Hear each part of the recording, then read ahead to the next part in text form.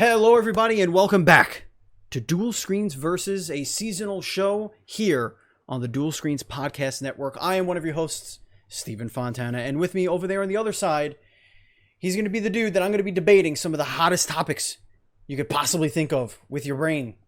He's Andy Asimakis. How are you, Andy? Are they hot topics? Well, yes, they are. Okay. We'll see. We will see, won't we? We will see. And with us as our guest moderator this week, he is a Twitch streamer on twitch.tv/FNHPaul. He's a supporter of all small streamers, including myself and our Duel Screens channel. And he's an overall fantastic dude. He is FNHPaul. How are you, Paul? I am doing well. You know, I'm sitting here talking to you guys. Got myself a nice little glass of scotch. The world's all doing all right in the world of Paulie right now. Hell yeah. And I get to hear you guys debate over the topics that I've made up. And let me tell you, they're spicy. Spicy topics. Spicy. Spicy. So maybe not hot, but Can we debate the level of spice that these topics bring to the table? Perhaps. Yes. Start now. Well, welcome to the show, Paul. So for those of you that are new here, this is a debate show where Andy and I go over topics that the guest, the moderator, brings to the table. They span various topics. We're going to do a rapid fire round first, then we're going to do a gaming round, then a movies and television round, and then a round called The Best Ever, where Andy and I debate the best ever something that Paul has chosen for us.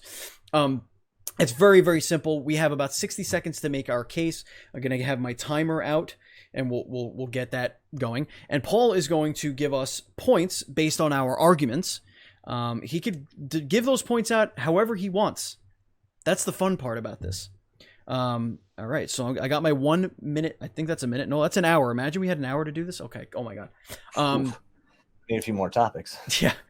Also, if you are watching this on YouTube as our video, an actual video, please hit the subscribe button. Please hit the thumbs up, and please leave a comment on maybe you know a YouTuber or a podcaster that you think would be a great moderator. Hit us up. Throw it in the comments. Say, yo, reach out to these guys. I bet they do it. We're more than welcome to reach out. We're more than happy to reach out, I should say. Alrighty then. It is time to get right into this thing, Paul. It's time for our warm-ups. Let's get this rapid fire. This is how it's going to work. Paul is going to ask one of us a question, and we're going to give a simple binary answer. It's yes or no. It's true or false. It's whatever, this or that type situation here. All right, Paul, take it away. All right, guys. Now, I want a good, clean fight. Obey my commands at all times. And I need Andy to go ahead and give me a number between 1 and 5 to see if you go first. Ooh. 3. That's pretty much right in the middle there, Andy. All right. Steve, I hate to do this to you. I hate to do it to you. For those audio listening, I'm holding up a 3 because that was the number I picked. So he hit it dead on, so I'm not even going to bother. So, Andy, all right, there it is. Would you like to receive or defer? AKA, you want him to start or you to start? I'll start. You'll start it off. Nice. All right. It's like, fine. nah, It's the warm-ups. Let's just get right to the action. All right. So, Andy, Waffle House or IHOP? Waffle House. Correct. Oh. You're on the board. 1 point. Do you have a bulletproof vest on? That doesn't matter. It's fucking Waffle House. It's These are the risks we take. I understand. Waffle House is there for you at all times. I understand. Doesn't matter if it's 8 a.m. on a Sunday, 2 a.m. on a Friday night, or 3 p.m. It's there. They've also never tried to change their name to something that wasn't Waffles or House. Yeah, which is ridiculous. You can respect that. All right. Steve. Halo or Gears of War? I'm going to go with Halo. Correct. Point for you. Woohoo. Andy. This one's going to be a little tougher. Oh boy. And Metal Gear Solid 1, which arm did Revolver Ocelot lose in his fight with Solid Snake? Oh boy. That's a good question. I think it's his right arm. Andy, you are correct. 2 points on the board for you. Steve. Yes, that's me. This is spicy. In Mass Effect, who is the better companion, Liara, or Garrus? Garrus. Correct. Garrus is ride or die. He's with you in all 3 games. Liara takes the back seat in 2 until you do the DLC. Hell Sorry, yeah. I play a lot of Mass Effect on my channel. And I watch you play Actually, a lot of Mass Effect. I don't apologize. All right, Andy. Okay. How should a steak be cooked? Medium rare. Correct. Anything, if you had said anything above medium, I would have said wrong. You're eating a burger or just burnt, just meat. You don't need to get it out of here. We don't want it. Or a shoe. It's just or a shoe. I don't want to eat leather, okay? Not in this house. Steve? 96 Bulls or the 15 Warriors? 96 Bulls. Correct answer. Any team was Still. Never mind. I'm not even gonna bother. We're tied up 3-piece. Tied up 3-piece. We're doing well, Andy. This is great. we are. Now I'm gonna fuck up. This is where it all goes to hell. Andy, Yes. shaken or stirred? I'm gonna say shaken. That is correct. And if you didn't understand that reference, that's James Bond. And James if you Bond, got of that course, wrong, that yes. would have been real sad. See, I wasn't sure if you were asking like what you prefer or if what literally James Bond prefers. No, it's like it's just the bit. I don't know. That's why Shaken we- just seems like the proper way to have a drink. It does. Yeah. Although I guess technically some people believe stirred is actually the way you're supposed to do it because if you shake it up, whatever. There's There's no flair. You can bruise the in liquor. though. You can Yeah. bruise the liquor. Believe me. It's nonsense. Swirl it so that way it becomes aromatic and you can smell them. Anyway, Steve, That's me. drums or flats? Personally, it's drums. It's drums. I prefer flats. I prefer flats. Flats is the answer. Flats don't have enough meat on them. I'm sorry. Flats have all of the meat. Drums, you got to sit there like it's a corn on the cob. Right. Flats, you pull that bad boy, is done. It's all Delicious. fucking meat. It's all meat. All right, here we Sorry. go. All right, Andy's up 4-3. All right. For those of you guys keeping track at home. Going for the clear Andy. sweep here. Mhm. In the Matrix, Oh, which pill did Neo take? Oh, he took the red pill. Correct. Wow. There's 5. All right, Steve. That's me. Let's see here. All right. In the opening of Dirty Harry, Oh, God. was it 6 shots or only 5? In the opening of Dirty 5. Harry, was it 6 shots or only 5? Incorrect, sir. It was 6. I knew that one too. Ugh. At the end of the movie, it's only 5. When he's gunning down the serial killer, that's when it was only 5. In the opening of the movie, with the guy who's like, "Hey, I gots to know." I love And how then this Clint was a combination of things that you like and trivia as well. All right, the score right now is Andy 5 and me, Steve 3. That was an excellent round. But now it's time to get into the nitty gritty. This is where points. This is a meat. This is where points go flying off the handle. They Right. could go anywhere. It is time for round 1. This is our gaming round. Paul is going to pick one topic in the video game spectrum and ask us each our opinion. We're gonna make a case for what we think is the right answer. We only get 60 seconds to do so, but Paul can ask for rebuttals, and we can have as long as he gives us for those rebuttals. Those are not timed. So, Paul, what is our gaming topic for debate? So the gaming topic for your debating pleasure today is: what is the best non-Nintendo mascot? The best non-Nintendo mascot. Now, that does not mean that they were not allowed to appear on a Nintendo property. Sure. But it means that they cannot be like a primarily Nintendo mascot or character, if you will. Now, of course, Andy, you started the game off. So now, Steve, the floor is yours. 60 seconds is on the clock. Give it to me, baby. Hold on. Okay, we're starting now. The answer is, of course, that blue hedgehog, Sonic the Hedgehog. Now, you might say, Steve, but Sega lost the console wars. Sega lost. They're gone. Where's Sonic? Sonic was so important to video games that not only did he just get a movie, before Nintendo gave us a Mario actual, like, good cartoon / movie that they've been working on forever, by the way. Before we even got that, how many Sonic cartoons iterations are there?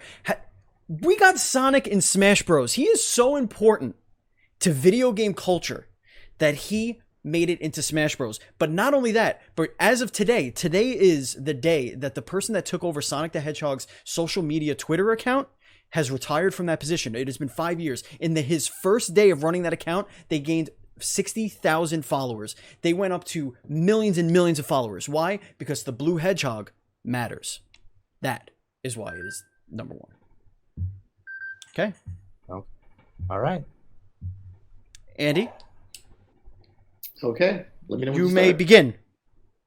The obvious answer is Crash Bandicoot. Because while Sonic is a great mascot, he fell from grace. He gave us a string of shady games, just left and right. Meanwhile, Crash Bandicoot, when he came back into the fray, he was celebrated like nothing else. Plus, he gave us some of the best video game commercials to ever grace our television sets. Yeah, and that's our argument. I mean, I'm going to just yield my time because that's it. So you're All right. going to take 30 seconds for your argument? I'm going to leave Yeah. that. I'm going to leave that 28 seconds because you're going to need it, because I have one simple rebuttal to that if Paul will allow me. I will allow it. Go right ahead. Jaleel White. Go ahead. What's up? One more time? Jaleel White. Do you not know who Jaleel White is? Because I could educate all of our listeners. Jaleel White is, of course, Steve Urkel, and he did the voice of Sonic the Hedgehog in the height of his career. So not only do you have Sonic the Hedgehog, which is an iconic character as it is, you got Steve Urkel voicing Sonic the Hedgehog. Is there anything more iconic than that? Can you name? I bet if you go up to in the streets and you show somebody a picture of Sonic the Hedgehog and a picture of Crash Bandicoot, 9 out of 10 people are going to know who Sonic is over Crash Bandicoot. Brand recognition. That's what a mascot is all Sonic about. also gave us that really bad Sonic R racing game, which was trash. Sonic games are And terrible. We're talking about Sonic, mascot, not Sonic the game. 06 should just totally destroy Sure. your entire argument. And the reason That why game those into games itself. sold is because they Tell were you, Sonic the he Hedgehog. was a good mascot. He was. But then when you think you can't do mascots anymore because you have Mario and Sonic, somehow Crash becomes a mascot for Sony. And he breaks through the mold. Who's Sonic a mascot for now, except only himself? This is not my debate. I cannot offer my points. I must bite my tongue. Well, you All can right, ask. so- You could ask us questions. You could I could. and really try and steer us a certain way. Now, Andy, since I Yes. gave Steve a rebuttal, would you like to tell me why Crash is either phenomenal or why Sonic is lackluster? Because the thought of a new Crash Bandicoot game excites people. When games like Sonic Forces exist, the just folks wanting a new Sonic game, it's not there. That buzz and that hype, like a new Crash game. Just today, we had this new thing about this mask care package to journalists, and it sat there in a blaze at the hope of a brand new Crash game. So Crash just has more clout than Sonic. Okay. All right. Thank you both for that. Those great arguments. Now, I'm gonna start off with Steve here. I'm gonna break your argument down. So you went with Sonic. Now, part of me wants to take points away because Sonic is now pretty much a Nintendo character. Almost. Not 100%. But he's tiptoeing real close to just chilling with Mario all the time now. But I'm not going to do that because I feel like that'd be unfair because it did start with Sega, therefore the mascot does make it. I would agree. Now, of course, you did bring in the voice actor. Jaleel White. The one and only Steve Urkel. Now, nothing tells me things that should have stayed in the 80s more than Sonic and Steve Urkel. I love you, but you kind of shot yourself in the foot on that. Jaleel White is now in the Big Show on Netflix. Okay, he's making a resurgence in his career. Show. Yes. Who's making a resurgence? Is it Jaleel White? Jaleel White. You almost got that. You almost got that out without laughing. He's a co-star in the Big Show on Netflix. Listen, the debate's over. I would have at least said the new Sonic movie. Well, yeah, of course. I said that. I would have gone with that over Jaleel White. Well, I said that. I definitely was. I was expecting that. I was really expecting to be like, what other mascot could get Jim Carrey to play the villain? Or that would have been like the best video game movies of all time. Because that movie is phenomenal in every way. Still haven't seen it. I'm sorry. Did you not see Pixel? Can we debate for a new host? Pixel is the best Pac-Man movie ever made. I'm kidding. I'm not even gonna lie. Didn't even see Pixel. I saw about 8 minutes of Pixel and I wanted to jab my eyes out. I accidentally saw some Pixel. So bad Andy. movie. Mm-hmm. Oh, I'm sorry. Wait, I gave Steve points on that one. Steve. Yes, that's me. I'm gonna give you 7. 7 points. 7 all right, I'll take 7. 7 points on that. I'll take 7. I'll take it. It's a solid. I earned it. It's a solid one. Like I said, there's a few little tweaks you could have made and could have pushed it up and over. Sure. But a 7 is where you're at. Sure. Andy, yes. I like where you're at. You were so confident that you didn't even use the full 60. That's true. And then you did bring up the commercials, which right. I will say the Pizza Hut commercials where you start eating the stuffed crust from the back.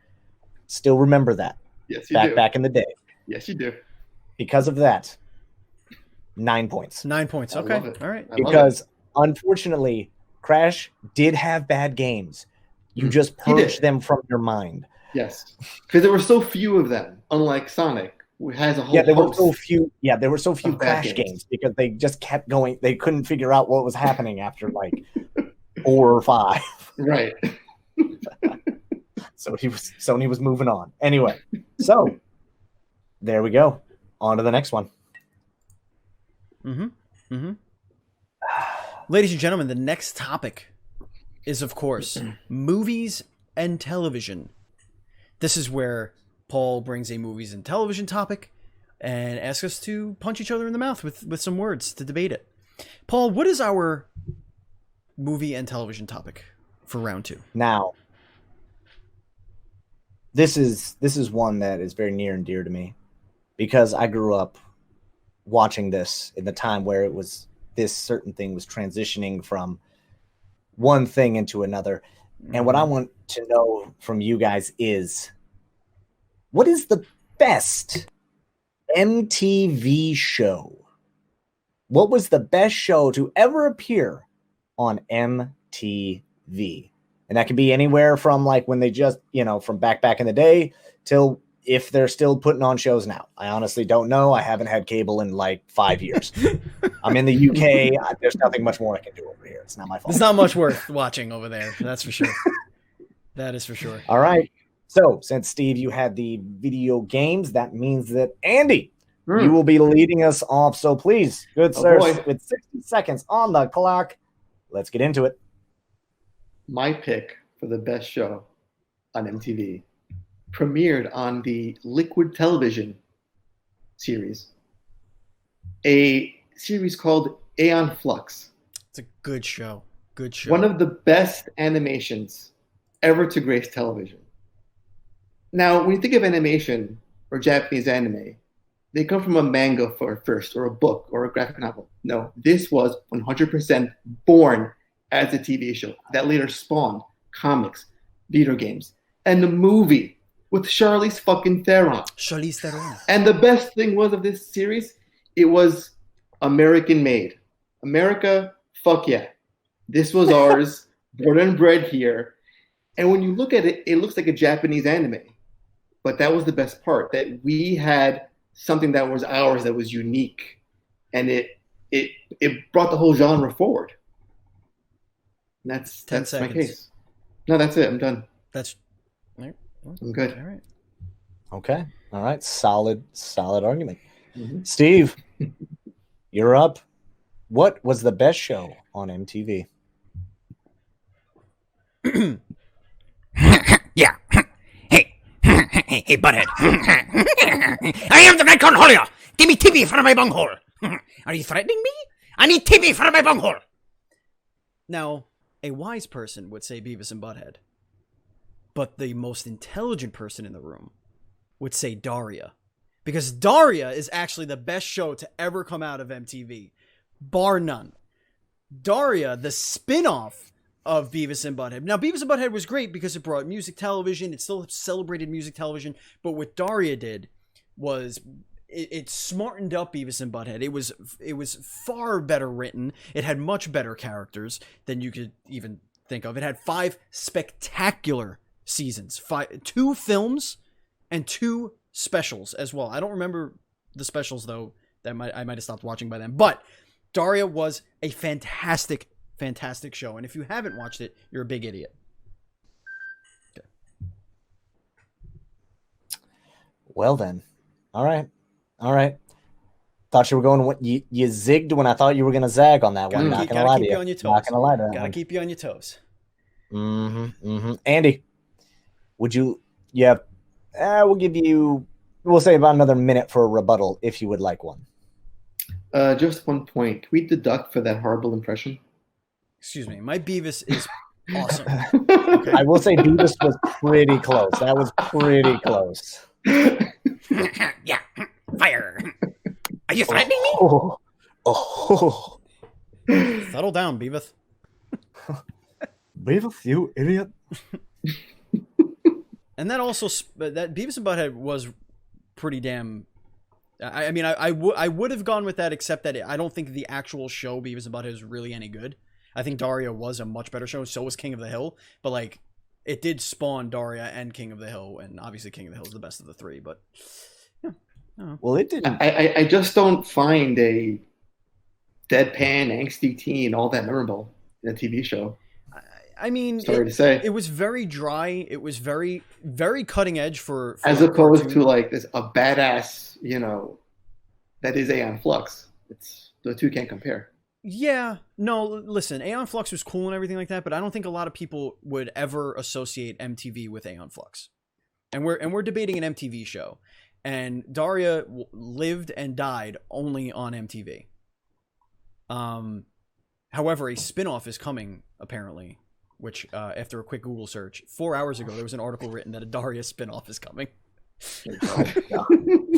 Late breaking news. Daria lives, ladies and gentlemen. Daria lives. Because that's what 2020 needs, a Daria spinoff. I'm sorry, I should be impartial here.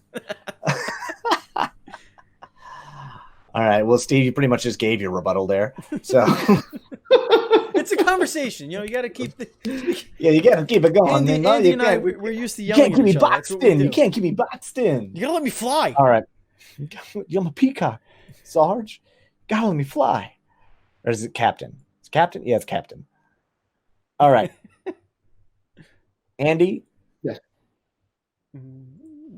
For me, who has never actually seen the show that you're referencing, you did bring up, you made me now intrigued to where I actually want to go and watch this show. If nothing more than to watch like the first 2 or 3 episodes, just so that way I get an idea, a taste, if you will, for it.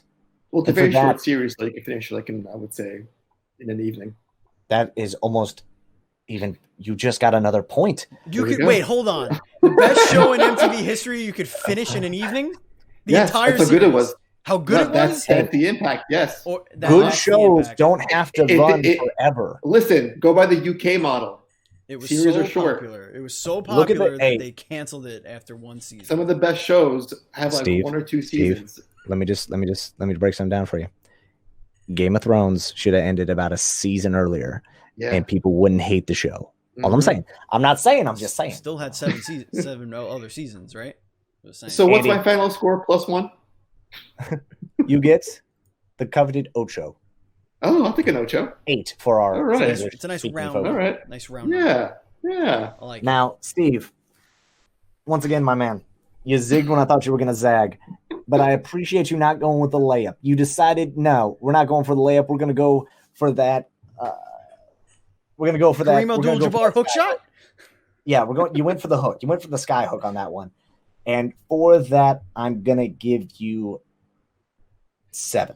Okay. I'm gonna give you another 7. Back-to-back sevens. Back-to-back sevens. It is Back what it is. to back. It is what it is. You know, Andy? It is what it is. It ain't what it's not. It is what it is. The fact that no one went with such pivotal shows like Jackass or Alabama, or even the most obnoxious, outrageous show, Pimp My Ride. That's a good show. Dude, Pimp My Ride is like just X to the Z hosting it. We heard you were going to school for fish, so we put a fish tank in the back of your car. Fish had been pimped? Was the Tom Green show on MTV? Yes, it was. Okay, so I was considering that one too. It's not the Green Tom show. It is the Tom Green show. It is my favorite show. I remember the bad thing is I remember my older brother having a Tom Green poster. Like I'm the 5th of 7, so like my oldest brother was deep into the MTV. I just remember him having Tom Green on his wall, and I was like, I don't understand who this guy is. And to this day, I don't understand who that guy is. I think he was a comedian, but I'm not really we'll say comedian. So after 3 rounds, what are our points at right now? Oh, it's a bloodbath. It's a bloodbath. The bloodbath? I am at 17 so far. Mm-hmm. Andy is at 22. 22. Okay. I believe that is how math works. Well, guess what, sports fans? This last round is going to be double points. Double points, because we are debating the best ever. Steve, what is the best ever category? Paul, you have chosen a very interesting one because you could go in so many directions for this one. You have chosen the best ever movie coach. That's right. The best ever movie coach. I'm excited about this topic. This could be spanning the whole litany of coaches, whether it be an animation, live action, right, TV, movies, doesn't matter as long as they are a coach. Mm-hmm. So let's see here. Who went for Andy went first last time, if I'm not mistaken. Mm-hmm. Yes, I'm being told I am correct. So Steve, who is the best coach? Or sorry, movie coach. I lied. I said movie coach. You did. I did say movie. You did. It's okay though. I lied. It's okay. It's all right. I rescind. Just flip it back, rewind it. Movie coach. Forget everything I said about whatever you could play. Movie coach ever. Still could be live action or animated. Doesn't matter. Sure. There's animated. Was there a coach in Daria? No. I'm pretty sure there was, but man, that show was so just meh that I didn't actually end up getting through it. Anyway, Steve, sorry. It's okay. Minute on the clock. Best movie coach ever. Give it to me. I was tossing this up between two characters only because I wasn't sure if one was going to be considered a coach. But now that you've given an explanation of what you say a coach is, it doesn't necessarily have to be a sport. And I am choosing not just a coach, not just a mentor, but a master. A Jedi master. Do or do not. There is no try. That's right. I am choosing Master Yoda, who coached Luke from a little farm boy who didn't know a damn thing about the Force and got him to lift an X-Wing out of a swamp with his mind using the Force. Not only that, but that set Luke on a path to become one of the strongest Jedi to ever walk the planet. He also was able to keep him from turning to the dark side. You want to talk about a coach? He did that in less than half a movie. Think about that. Very nice. Very nice. I like what you did there. Like how you thought outside the box, as the Taco Bell ads will make you believe. Now I'm gonna wait for Andy to give his because I want to tell you what my I second need to double one check was. something. Double check. I'm kind of trying to check something. Uh-oh. Because you know what? I'm gonna leave it for Andy for the rebuttals because I'm not entirely sure. Andy. Okay. Mm. Who is the best movie coach ever? A few words to describe the best coach to ever grace the silver screen. Oh boy. Dodge, duck, dip, dive, and dodge. Mhm. That's right. Mm. Patches O'Houlihan of He Dodgeball, was a good coach. played by Rip Thorne, one of the greatest actors to ever live. And the reason why he is the best coach, not for his words of wisdom and to coach Vince Vaughn's team to victory, but he threw a wrench at Justin Long's pretty face. And that alone is legendary. And that is why he is the best coach, the best movie coach. And he's an actual coach. In a wheelchair, no less. Yoda's 700 years old. Rip Thorne can eat him for breakfast. We have two very, very different coaches here on the best ever. One, a small green man. The other, just an Irishman. All right, Steve. 60 seconds on the clock for your rebuttal. Andy, I'm going to please ask that you do not interrupt Steve during this because I do want to hear, and you will be given the same courtesy. Sure. Steve, what is your rebuttal? If they made a baby Patches O'Houlihan, do you think it would set the world ablaze like Baby Yoda did in The Mandalorian? No, it wouldn't. Because if you want to talk about an icon, you want to talk about something that has set in motion a revolution. A revolution. Frank Oz? Are you kidding me? Frank Oz. We're going to compare Rip Torn to Frank Oz? No, we're not. No, we're not. Okay? That's not happening. Okay? He made a puppet, come to life as a master Jedi in about a half a movie. Give or take. I mean, he started in the third one, but he petered out in the beginning. But for the most part, it was basically a few scenes there in the second movie. And somehow he taught Luke how to be a Jedi Master and fight his father and win. Thank you, Steve. Andy, you have 60 seconds for a rebuttal. Go for it, my man. Ah, yes. What a great coach Yoda was. A rabid swamp creature when we first saw him who was babbling incoherently. That, with all his great coaching, couldn't pass it on to Luke to stop the cycle of violence that would go on in the new trilogy.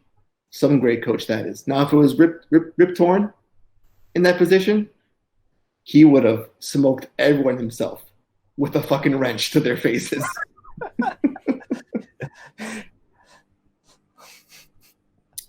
And that's really all there is to it. I mean, you can't. The intimidation factor of Patches O'Houlihan transcends film. Really? Yes, really. Oh, you're interrupting. I think that's You are interrupting. All right. I think I'm going to yield my time. You got 4 seconds. All right. That's all right. So I would like for you to test out the theory of if you could dodge traffic, you could dodge a ball. Would you mind doing that, Andy? Give that a little test drive. Mm-hmm. I could step on Yoda. Now, I will say lightsabers can't block wrenches. That is a fact. They could cut them straight in half. They go phew, done. They can melt them. So I'm gonna show a little bit of nerd here. The Mandalorians, when they started fighting Jedi, actually used regular bullets because Jedi could block laser blasts with their lightsaber, but they couldn't stop metal slugs because all it does is heat up the slug as it passes through. So that's what they use to shoot Jedis with, are essentially shotguns. Wait, now I understand what you're saying about a wrench cannot go against a lightsaber. But Patches would know this and would still go balls in.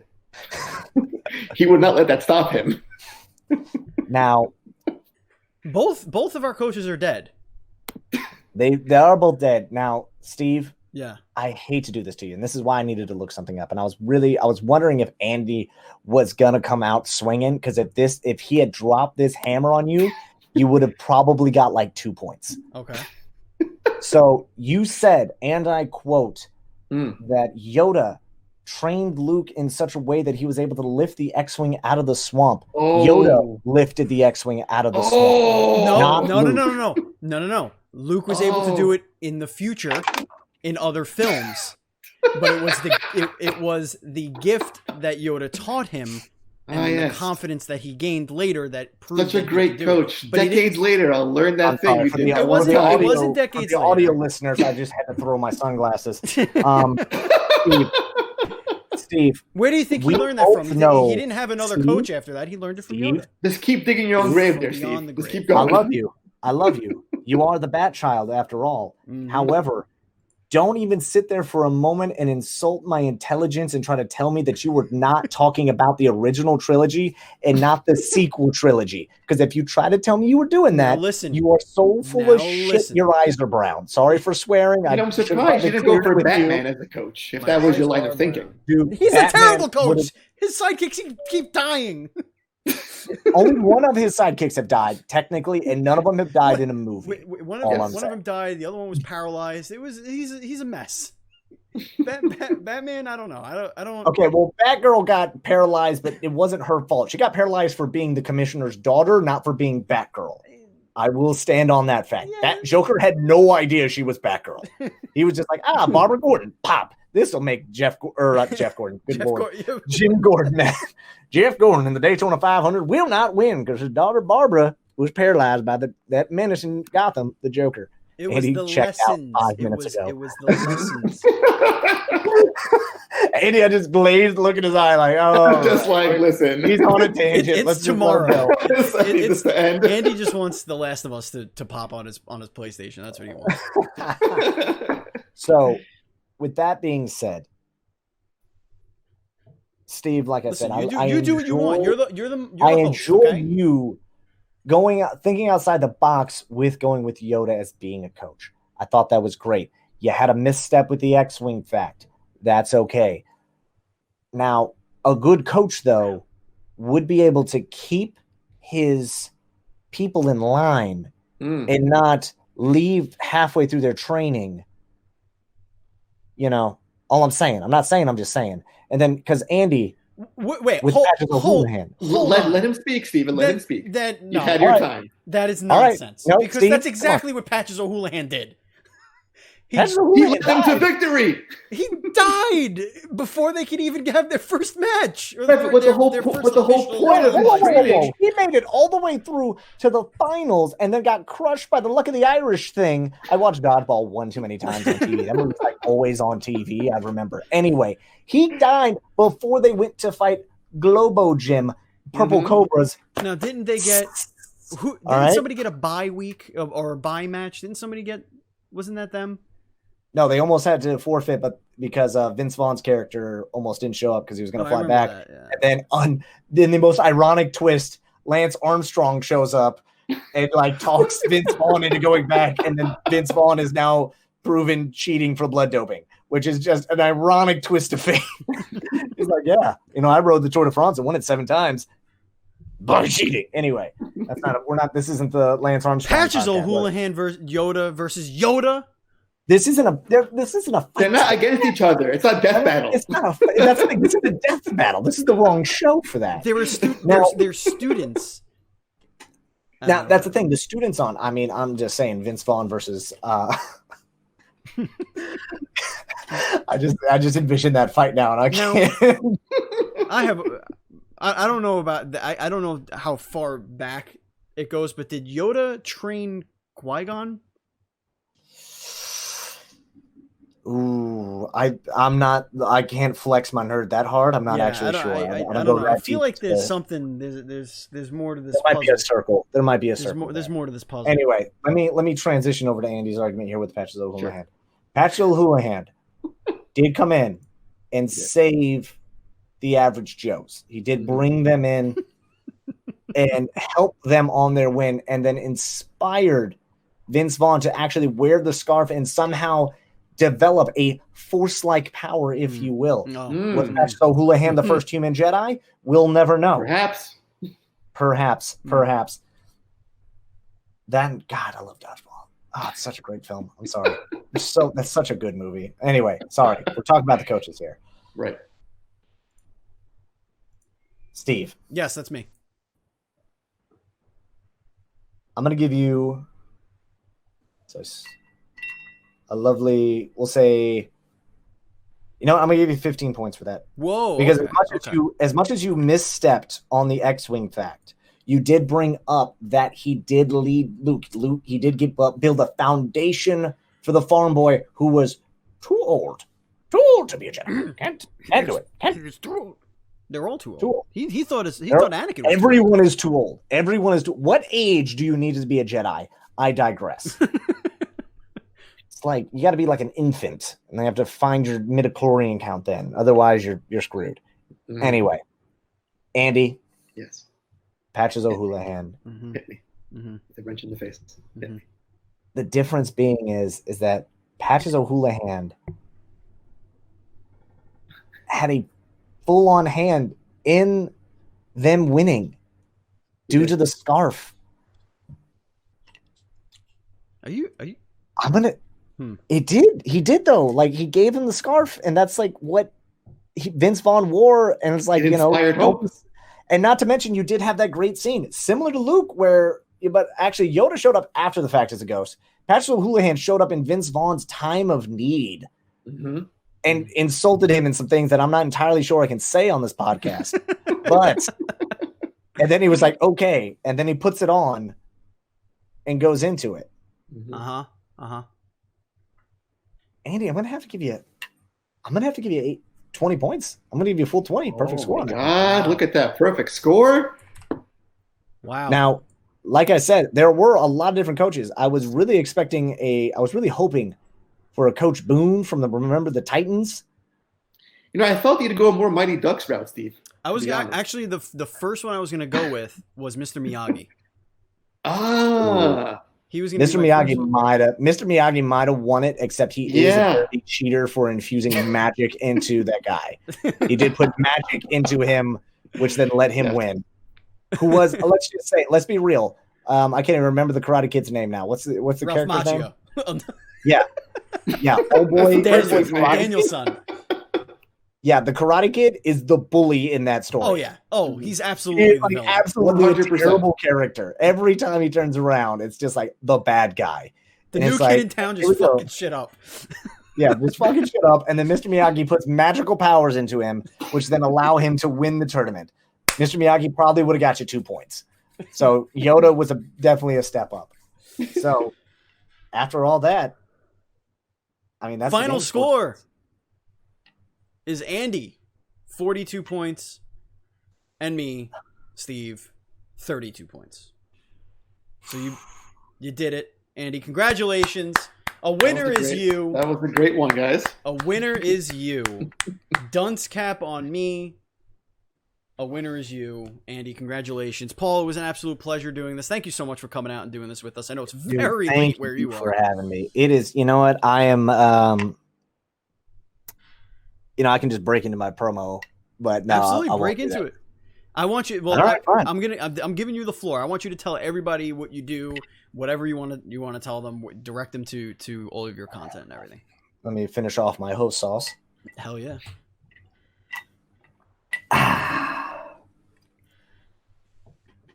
Good evening, everybody. If you don't know who I am, allow me to introduce myself. I am the main man without a plan, your favorite American Englishman. I am your friendly neighborhood Paul. I broadcast live over on twitch.tv/FNHPaul every Monday, Wednesday, Friday, and sometime over the weekend, bringing you some of the very best in RPG gameplay, Hawaiian shirts, and bad jokes. That is what I do. That is what I'm here for. And yeah, it is technically tomorrow over here. Indeed. And it has been an absolute pleasure. Thank you guys so much for allowing me to do this. This has been awesome. Absolutely. Folks, if you want to follow us, you can do so. We are at NDS Podcast. I am at BatChild27. Andy's at Pants Guy. And Paul, where can everybody find you on Twitter and all that fun stuff?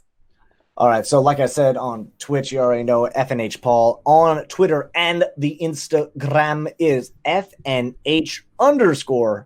Paul, just like that. So, Foxtrot November Hotel _Paul. There you go. Thank you so much to our contributors to the show. Thank you, Matt Murray, for our overlay and logos. Thank you, Bradley Parsons at Train Sound Studio for our theme song. If you want to support us on Patreon, please go to patreon.com/NDS podcast, just like our Patreon producer, Colton the Apprentice Netzler. We cannot continue to grow without your support. And congratulations on your beautiful baby boy. We love him already, and he is going to be a dual screenser for life. For life. Baby. Thank you, Andy. Thank you, Paul. Stay tuned on this very channel because we have other shows. We have the Duel Screens podcast and interview show where we interview indie dev guests, indie video game dev guests and voice actors and all that stuff. And on Sundays on twitch.tv/dual-screen streams, and then the following day on youtube.com/dual-screens-TV, we bring you the Duel Screens Gamescast, which is where Andy and I go over all of the video game news that you absolutely need to know. That we cherry pick everything. We really get in there. We get in the nitty gritty and we talk to our chat live during the show. So we're having a conversation. So head over there and do that. Give us a follow. Give us a sub on YouTube. We love you very much. Andy. Steven. Thank you very much for doing this. Paul, I love you, brother. Thank you very much for doing this. Love you guys too. Thank you guys so much. Thank you, listeners. And as always, please be excellent to each other.